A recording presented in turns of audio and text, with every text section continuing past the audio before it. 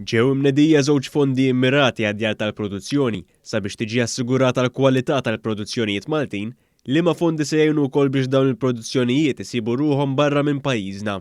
Fit-tnedija ta' dawn il-fondi il-Ministru fih dan l-Uffiċċju tal-Prim Ministru Carmelo Abela stqarr kif permezz tal-għajnuna tal-Gvern tul is-snin bi skemi simili, ix-xandir Malti kien kapaċi juri t-talent Malti bl-aqwa mod possibbli.